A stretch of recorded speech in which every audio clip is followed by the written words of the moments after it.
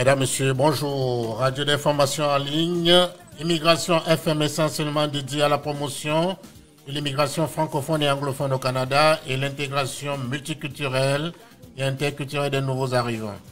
Et ce, par le truchement des émissions, des reportages, des documentaires, des débats et des entrevues.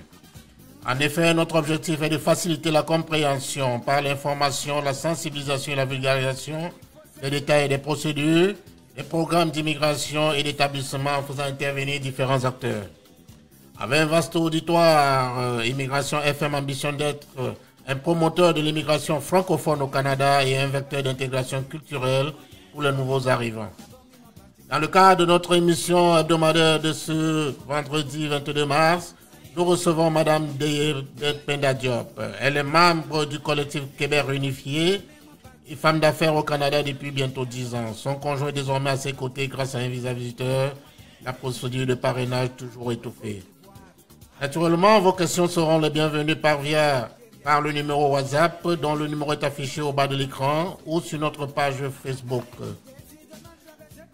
Et Penda Diop, bonjour. Bonjour. Est-ce que vous êtes contente d'avoir votre conjoint à vos côtés?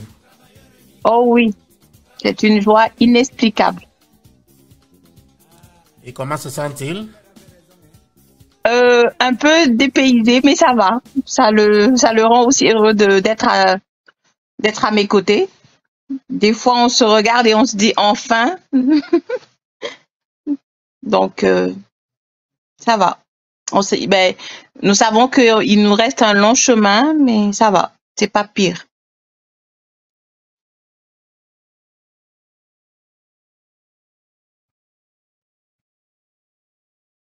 Allô?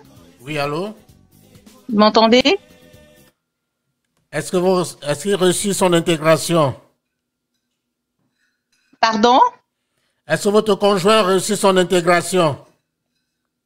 Reçu intégration comme ce que ça veut dire. Est-ce qu'il a réussi son intégration au Québec? Il a que deux jours. Il est là que depuis 2 jours. Oh là là. Est-ce il est content de n'avoir pas trouvé un hiver rude, hein? Ah ben oui. Et pourtant, il n'arrête pas de me dire qu'il fait froid. Je dis non. Le froid est fini, là, mais... En tout cas. Depuis combien de temps vivez-vous ensemble? On est mariés depuis 2021. Ok. Et depuis 2023 ans. Le 17 mars, ça fait 3 ans. Et vous avez... On a été séparés. Oui. Oui. Vous êtes mariés où? À Dakar ou au Québec? Oui, au Sénégal. C'était une relation à distance. D'accord. Vous êtes contente de l'avoir à vos côtés? Oh, oui. Mais si je dois dire à 100%, c'est 50% parce que à cause du parrainage et de la durée du parrainage, j'ai dû aussi me séparer de mes enfants. Ah bon, vos enfants ne sont pas toujours là? Non, ils sont tous canadiennes parce que j'ai des filles. Ok. Mais une mère monoparentale Ok. ne s'en sort pas avec 3 petites filles. Et les enfants sont avec vous, c'est ça? Non, elles sont au Sénégal. J'ai dû les faire partir auprès de ma mère. Et c'était mon conjoint qui s'en occupait au Sénégal. C'était plus facile de gérer les 3 petites au Sénégal que de m'en occuper ici au Canada.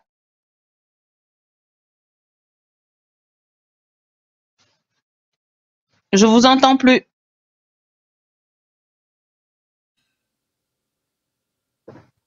Allô? Allô, oui, oui. Il est arrivé au Canada avec un visa visiteur. Combien de temps ça a mis pour qu'il obtienne ce visa-là?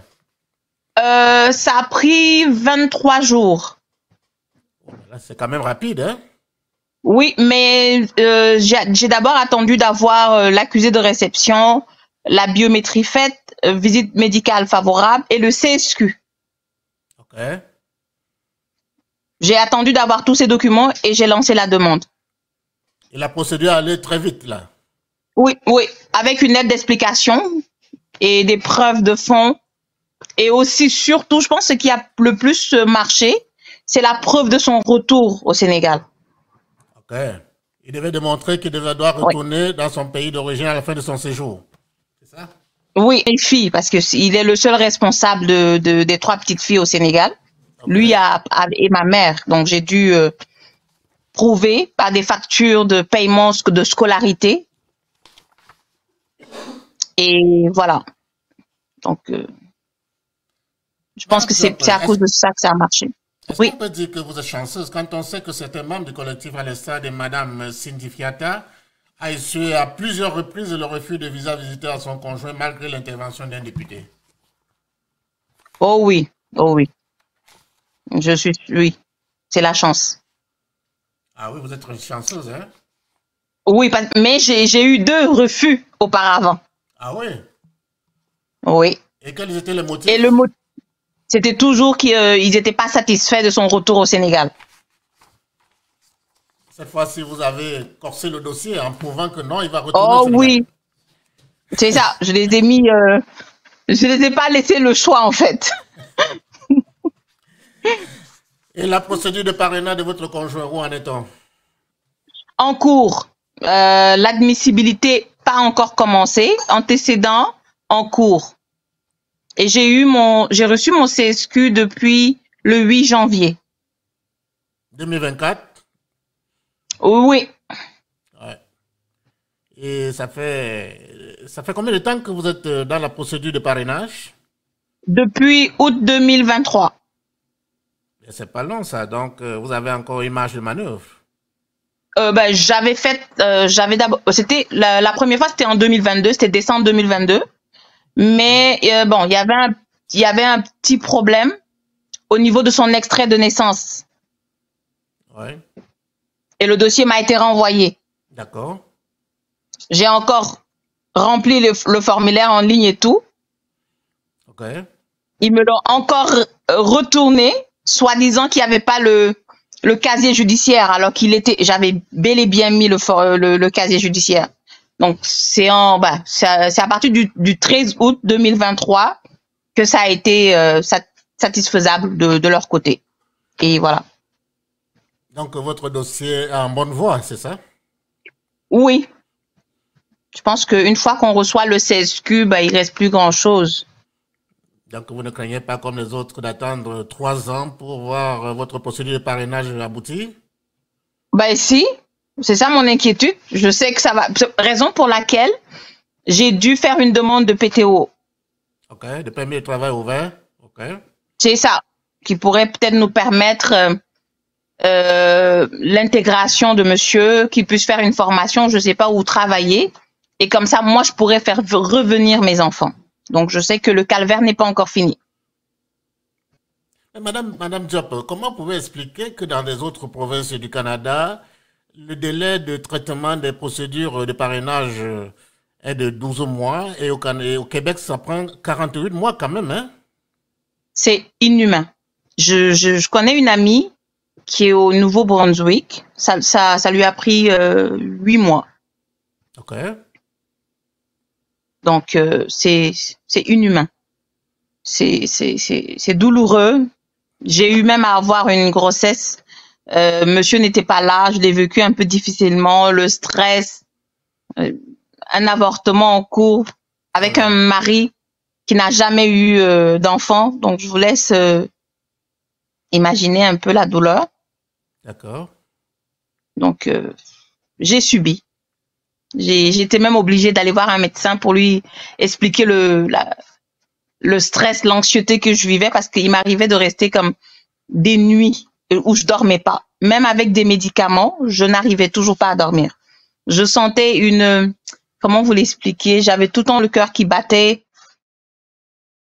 surtout avec la séparation aussi de mes enfants. C'était pas facile. Mais Allô? à qui attribuez-vous la responsabilité? Au Québec ou au fédéral? Oh non, au Québec. Moi, je dis, c'est vraiment le Québec. Pourtant, vous avez un CSQ.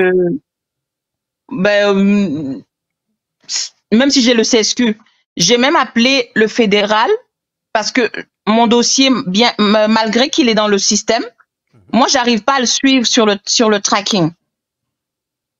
Okay. Quand j'ai appelé, ils me disent que peut-être c'est parce que le dossier n'a pas encore été acheminer dans leur système. D'accord. Donc, écoutez, moi, je trouve que je comprends pas. Mais je suis certaine que ça va pas être rapide. Donc, pour ça, là, j'ai été chanceuse d'avoir mon mari à mes côtés.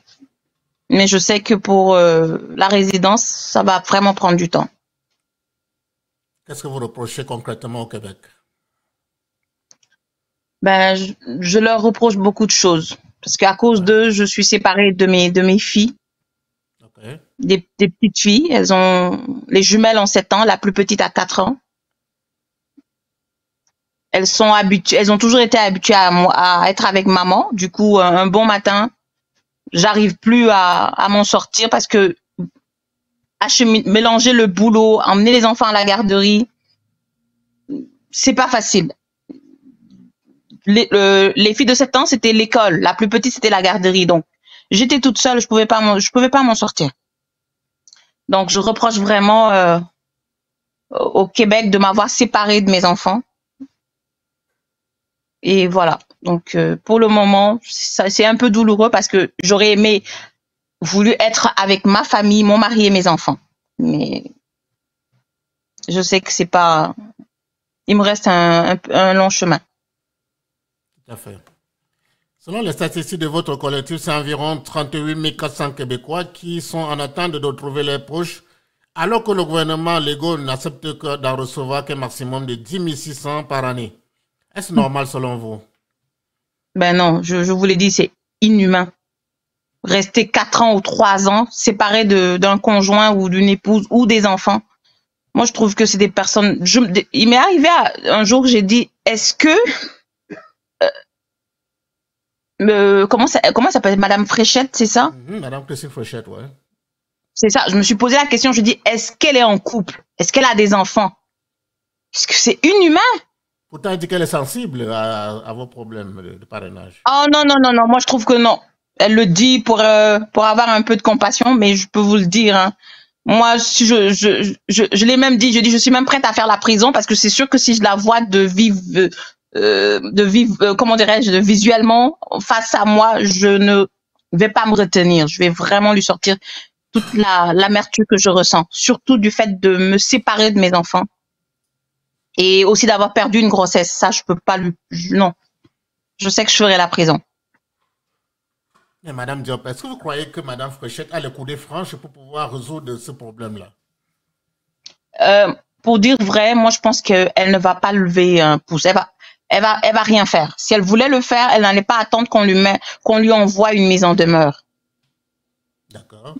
Moi, je pense que c'est une dame sans cœur et elle ne va pas bouger. La seule chose qui pourrait la faire bouger, c'est vraiment qu'elle soit mise face au mur par la démarche de Monsieur Lapointe, là. Ouais.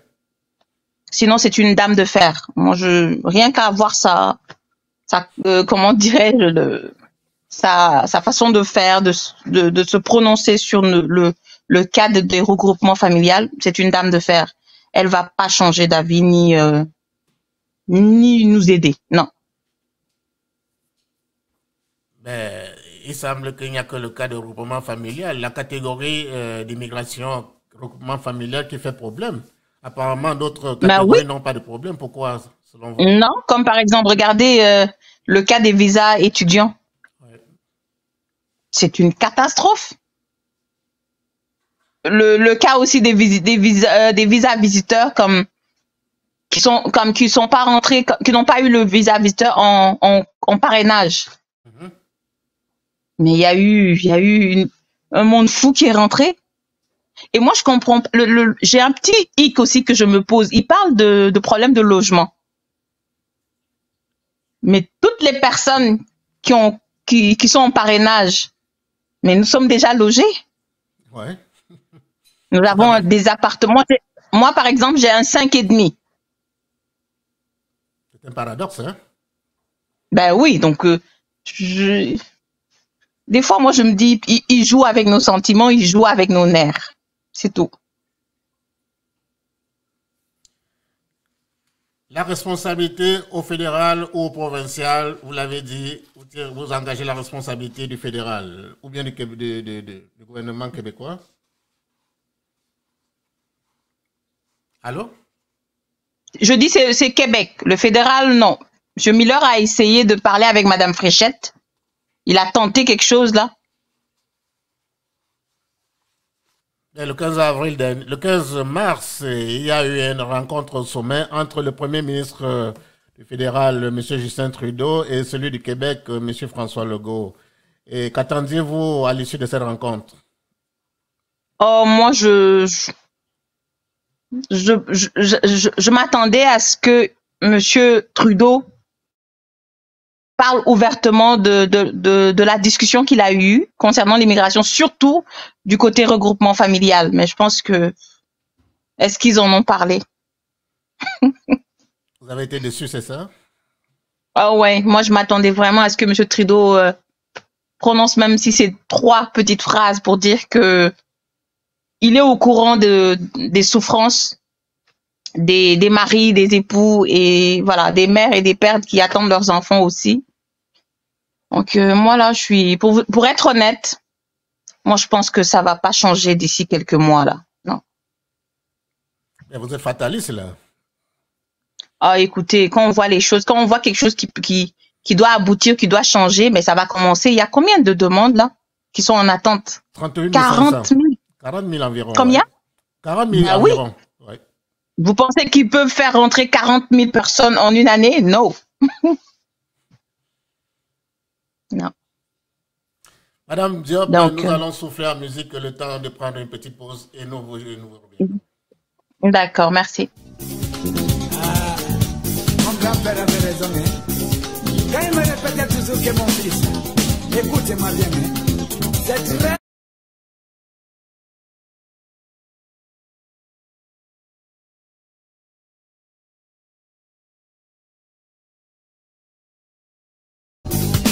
C'est simplement pour payer ton loyer, payer nourriture, payer santé. Les petits qui restent des sous d'avion, tu ne peux même pas faire économie. Économie n'est d'accord et salité.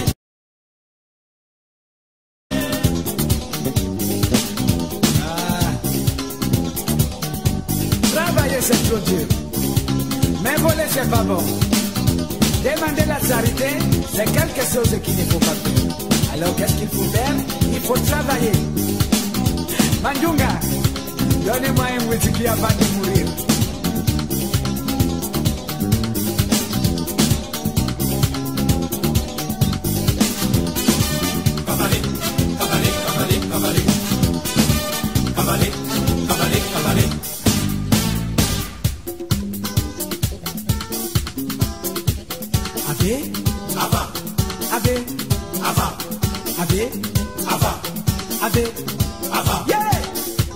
Asma, la ville c'est quoi même? Métro, boulot, dodo. Métro, boulot, dodo. Métro, boulot, dodo. Métro, boulot, dodo. Frédéric, mon grand-grand-père, il ne comprend même pas le français, mais lui aussi il est parti travailler. Viamboka, mobaya ezali pasi mingi. Kasi nyoso, yoko salai. Ezali, nako putandako. Oh, bona kosomba biloko ya kolea. Oh, bona kisi, ya pharmacie. Tu ne peux même pas faire l'économie. Tu ne peux pas faire l'économie. Économie n'endako esalite. Économie. Aïe, aïe, aïe. Pauvres immigrés. Pourtant, c'est nous, en Afrique, on les appelle comment? Copelang. Mais ici, ils nous appellent comment? Manjunga. Donnez-moi encore un whisky avant de mourir. Travailleurs immigrés, travailleurs immigrés, travailleurs immigrés, travailleurs immigrés, travailleurs immigrés. À tous mes amis d'Afrique, chauffez, balancez, chauffez, balancez, chauffez, balancez.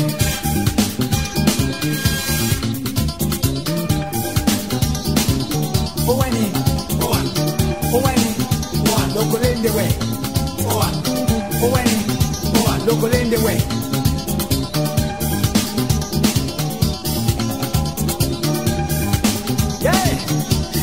Jerizan Koter. Tout le monde était frère. Mais maintenant c'est parti. Hein? À tous mes amis de taxi, balancez la sauce. Hein?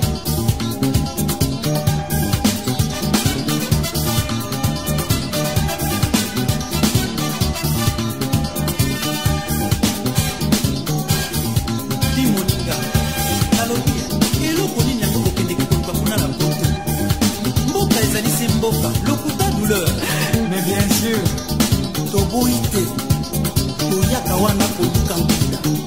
Tolobani nuko, Undezali bato, ata wana Afrika, ezali, okende wana, ezali. Nyonso bosalaka kuna, etingalaka kaka kuna. Lokuta te. Metro, bulo, dodo. Metro, bulo, dodo.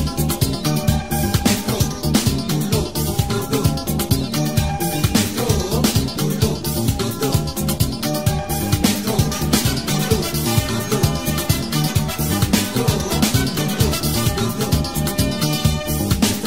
bulo, dodo. Metro, Lokolende we. Boaninde we.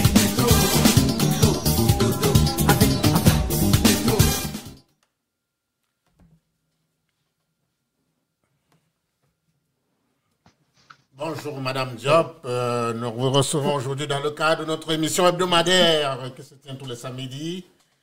Bonjour. Exceptionnellement, nous l'avons fait ce vendredi et puis elle sera diffusée toute la journée du 23, donc demain samedi. Madame Diop, D'accord. dites-nous, vous êtes membre du collectif Québec Réunifié. Est-ce que vous êtes satisfait Oui. des démarches qu'entreprend votre collectif par rapport à ce dossier Oh. de regroupement familial? Oui, oui, parfaitement. Mais est-ce que vous pouvez nous citer quelques actions phares que vous avez déjà eu à mener pour essayer d'amener le gouvernement à se pencher véritablement sur la question? Ben, le fait d'avoir pris un avocat et que ce dernier ait lancé une, comment dirais, une mise en demeure, et aussi comment ça s'appelle pour la collection la collecte de l'argent. Je pense qu'ils sont vraiment qui font vraiment un très bon travail pour D'accord. vraiment changer les choses. Oui. Donc vous êtes satisfait d'être membre de ce collectif, c'est ça? Oui, moi je le suis parfaitement. Mais en dehors du groupement familial, est-ce que vous avez d'autres chantiers en vue? Non, non, Pour le moment, non. Pour le moment, non. non. Maintenant que votre épouse et votre conjoint à vos côtés, est-ce que vous êtes, est-ce que vous allez baisser les bras? Est-ce que vous allez continuer de revendiquer? Vous allez continuer de demander au gouvernement de se pencher sérieusement sur cette question ou alors vous allez abandonner le combat? Non, je ne vais pas abandonner parce que je vais penser aux autres qui sont qui ont été dans ma situation et qui sont, il y a des dossiers qui sont en attente depuis 2021. Depuis 2021? Donc, oui, qui sont toujours dans l'attente. Ils ont même pas leur conjoint ou leur conjointe à leur côté. Donc, je vais pas être égoïste, me dire que j'ai mon époux à mes côtés, ben, je vais juste attendre. Non, non, non, non. Moi, je serai même à la marche avec mon conjoint. Je baisserai pas les bras, non. Et votre conjoint, il est d'accord avec vous par rapport à toutes les démarches qu'entreprend votre collectif, c'est ça? Oh oui, ça nous a pris comme la nuit du 20 pour que je puisse lui expliquer qu'il est pas rentré au Canada via le parrainage. Il est rentré via un visa visiteur et que si on n'avait pas eu la chance, qu'on avait eu un troisième refus, peut-être qu'on allait se revoir dans 2 ans ou 3 ou 4 ans. Il m'a dit, wow. La première chose qu'il m'a dit, est-ce qu'il y a d'autres personnes qui sont comme dans ce même problème? Je dis, il y en a, c'est 40 000. Donc, Pendant qu'il était au Sénégal, est-ce que vous êtes allé de temps en temps le rendre visite là-bas? Oh mon Dieu, en une année, j'ai fait 6 voyages. Oh là là, quand même, hein? Les billets coûtent excessivement cher. Un aller-retour me coûtait 3500 ou 3000. Le plus cher, c'était 3800. Madame Diop, est-ce que ne vous êtes pas arrivé souvent de vous dire, mais est-ce que ça ne vaut pas la peine d'aller m'installer du côté anglo-saxon ou le traitement Ben, est plutôt- j'avais 3 options. Ok. Si toutefois le visa m'était refusé encore. Mhm. C'était de déménager au Nouveau-Brunswick Ok. ou de tout lâcher et de retourner auprès de mon mari et de mes enfants au Sénégal. Ah oui. Ouais. À un moment donné, j'ai même pensé au suicide. Ah C'était oui? catastrophique. Oh oui, point, moi hein? j'étais carrément en dépression. Ben, j'ai même les cachets avec moi. Je peux vous les montrer.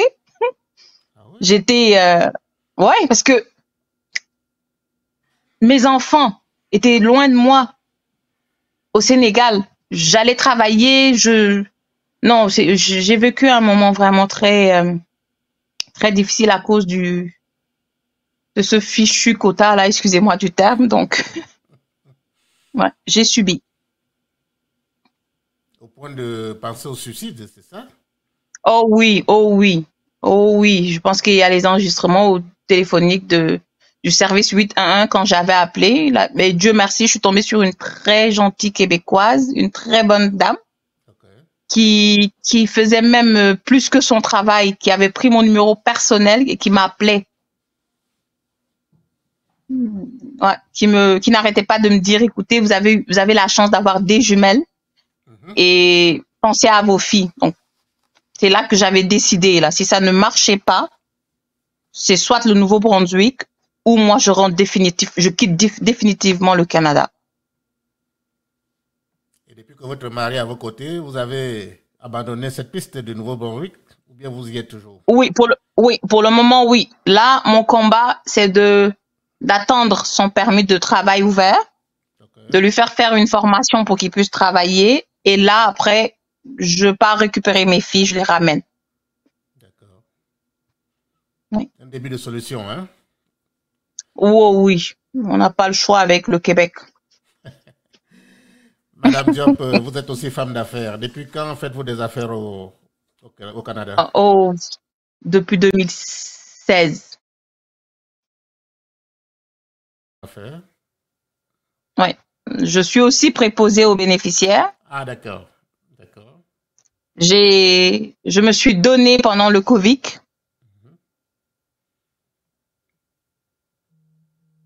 Et qu'est-ce que vous faites comme affaire concrètement? L'exportation de voitures, de vêtements. C'est ça. Depuis Surtout 10 les ans, voitures. hein? C'est depuis 10 ans que vous le faites. Depuis, non, pour les voitures, c'est depuis de 2016 à 2024, c'est combien d'années, là? 6 ans? Oui, ça fait 6 ans. 8 ans? C'est ça, c'est depuis 8 ans. Ouais. Comment vous vous êtes retrouvé dans les affaires? Oh, moi, j'ai grandi dans une famille, j'ai vu ma mère qui était une femme d'affaires, une commerçante, et en même temps une sage-femme. Donc, j'ai toujours, je la voyais faire des va-et-vient, elle était tout le temps en activité. Moi, mon option d'être businesswoman, c'est venu de ma mère. Est-ce que vous vous sentez à l'aise là-dedans? Oh oui, on est indépendante là. On n'attend pas ce que monsieur nous donne quoi que ce soit. Oui. Est-ce que vous faites partie du réseau des femmes d'affaires du Québec? Non, je savais même pas que ça existait. Ouais. Ok. Et le collectif, revenons au collectif Québec réunifié. Ok. Quelles sont les prochaines étapes de votre combat? Ben moi, c'est de les suivre, hein, parce qu'en été, c'est plus facile de faire des marches. de faire des revendications.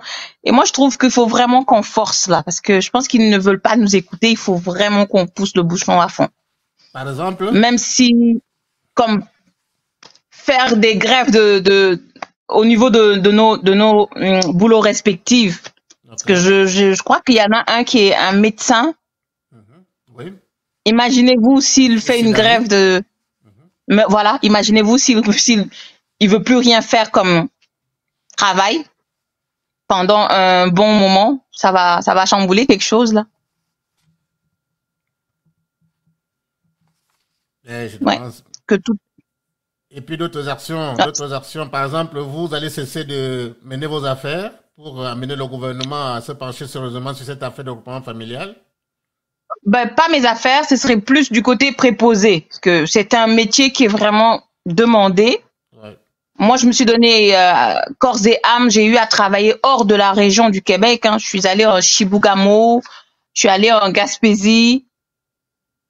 Tout ça, c'était plus dans le, comment dirais-je, c'est en période de Covid où ils avaient vraiment besoin. En fait, moi, d'un côté, des fois, je me dis, le Québec est égoïste.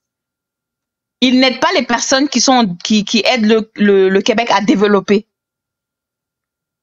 économiquement, financièrement. Parce que nous ne sommes pas des personnes qui restent à la maison à ne rien faire. Là, non, on travaille pour l'économie de ce pays. Et quand nos conjoints sont là, ils ne croisent pas aussi les bras, ils vont aller travailler. Alors pourquoi nous priver de tout, de nos conjoints, de cette vie et moi je pense que c'est une obligation en plus. Hein. C'est pas quelque chose qu'ils nous offrent comme un petit pain. Non. La famille, je sais pas comment. Je trouve pas la vraie description de ce que je veux dire. Mais moi, je pense que ça doit vraiment être le combat qui doit être entendu international. Voilà. Par exemple, j'ai vu une amie qui habite en Italie. Mhm. Du côté de l'Europe, les regroupements sont maximum 6 mois. Il y a que le Canada. Vous m'entendez? Allô? Oui, allô? Allô? Oui, vous m'entendez? Il y Je vous avait entends un petit coup. parfaitement. Allez-y. Ok, je dis il y a que le Canada qui torture les familles. Ouais. Du côté regroupement familial, oui. Mais par contre, Et pour moi, ça c'est... le ministre fédéral de Oui. l'immigration, Marc Miller, plus d'une fois a demandé à sa collègue du Québec de traiter rapidement ces dossiers-là. Elle doit démissionner, cette bonne dame. C'est vraiment... Pour moi, la pétition qu'on devait lancer, c'était ça, c'est de demander sa démission, de la pousser à bout. Parce que, je vous l'ai dit, c'est une dame qui n'écoute pas. Elle est entêtée, c'est le genre, je vais vous montrer que c'est moi qui vais décider, c'est moi qui dois changer les choses et je ne suis pas prête pour le faire. Moi, je pense qu'on doit vraiment la pousser à bout. Surtout que parmi les familles qui attendent, il y a des enfants, comme les vôtres. Ben, c'est ce que je dis. Il y a des femmes qui ont parrainé leur enfant.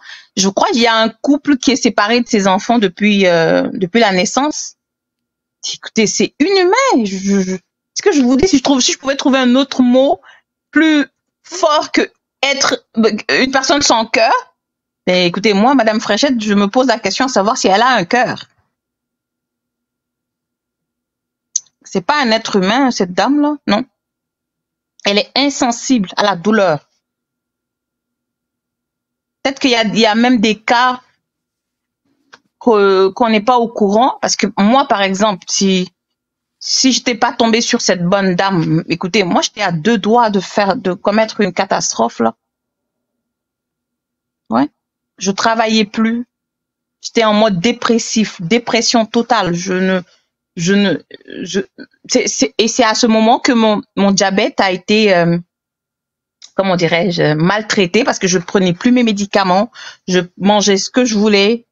J'ai fait une crise, je me suis évanouie au maxi avec un taux de sucre de 22 grammes.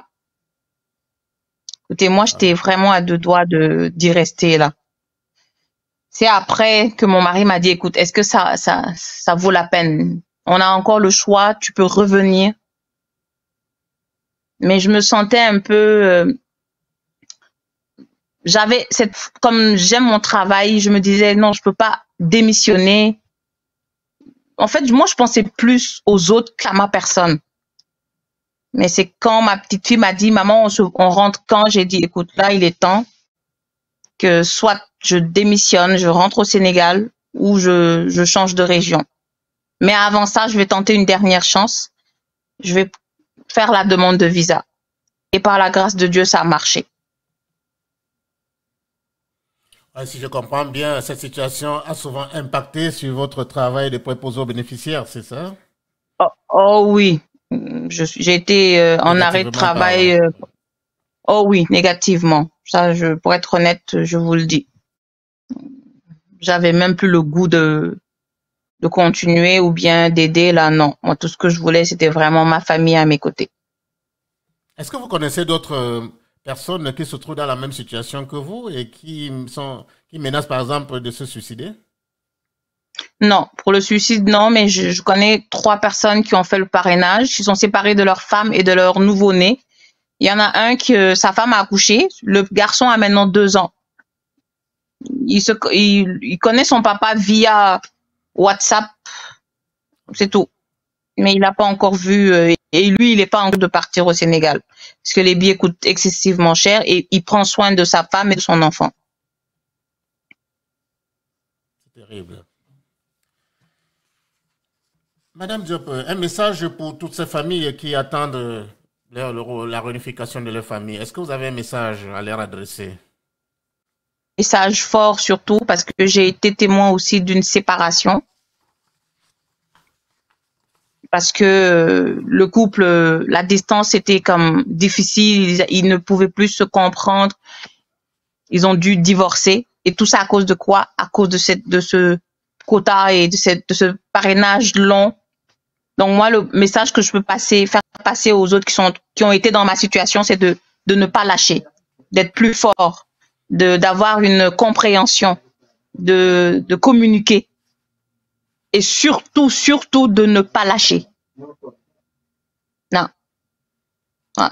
Donc je leur souhaite vraiment d'avoir la chance que j'ai eue et de ne pas désespérer avec le niveau de visa. Une fois quand on fait un visa et qu'il s'est refusé, non, qu'il retente. Moi, ça a été la 3e et ça a été la bonne.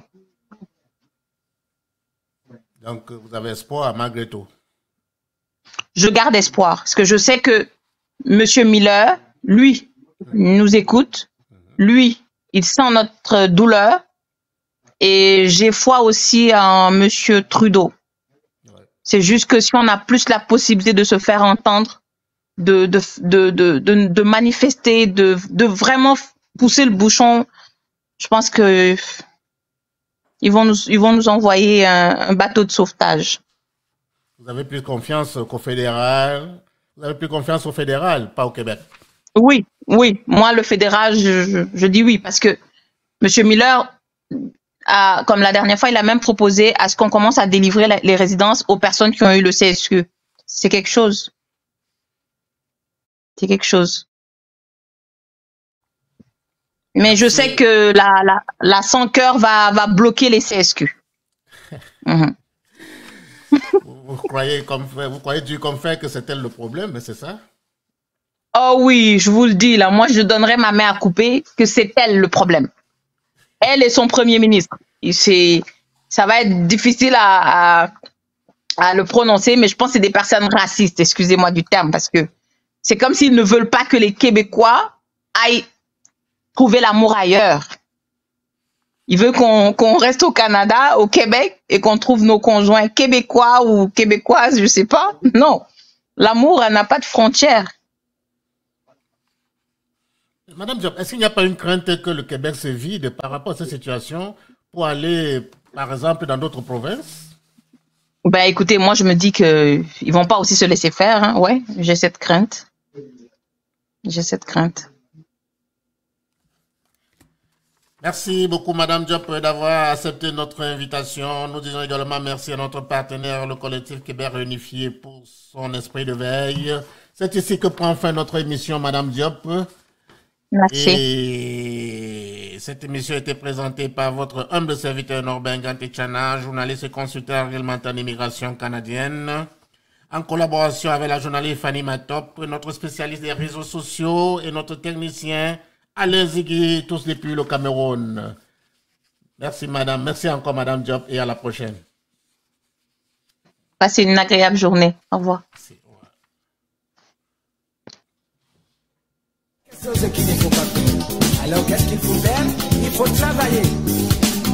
Mandunga, donnez-moi un whisky avant de mourir.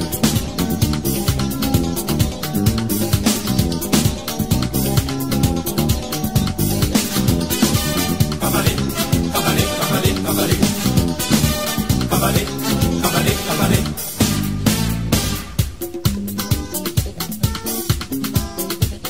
Ave, Ava, ave, ava, ave, ava, ave.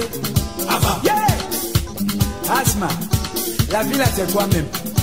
Métro, boulot, dodo. Métro,